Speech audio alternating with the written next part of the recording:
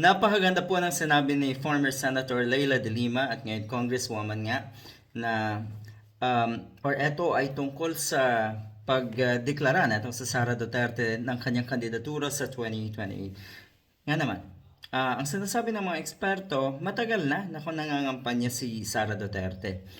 Noong tumiwalag siya sa administrasyon ni PBBM, yun na ang simula ng kanyang pangampanya. Alam niyo naman mga kampanya mga ito, sisiraan agad yung kanilang potential na kalaban. Yun na yun. Nagsimula yung pagwawala niya, 2020, noong nakaraang taon pa, 'di ba? Yan na yun. Nakikita na natin na etong si Sara Duterte ay nangangampanya na. So hindi nakakagulat yung kanyang pagdeklara kamakailan na siya nga ay tatakbo. Pero eto ang sinasabi ni former Senator De Lima. Karapatan mo, totoo na magdeklara ka. Karapatan mo na tumakbo rin, kung pwede pa. Paano kasi kung matuloy ang impeachment at guilty ka at makonvict ka?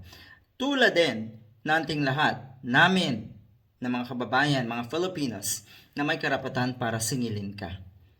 Na may karapatan para kalampagin ka. Sa mga seryosong aligasyon at katiwalian at paglabag sa batas. Yan po. Yan po ang karapatan din nating lahat.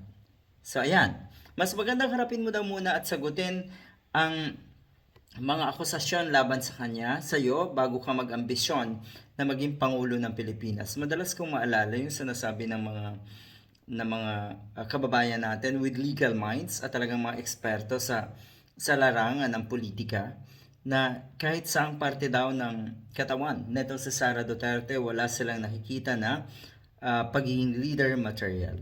Yan ang sinasabi ni former Senator Leila de Lima. O, ayan. Harapin mo muna yung mga aligasyon mo.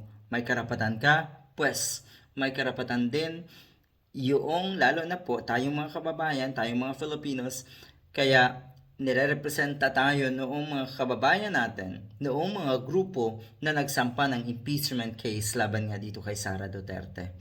Good luck.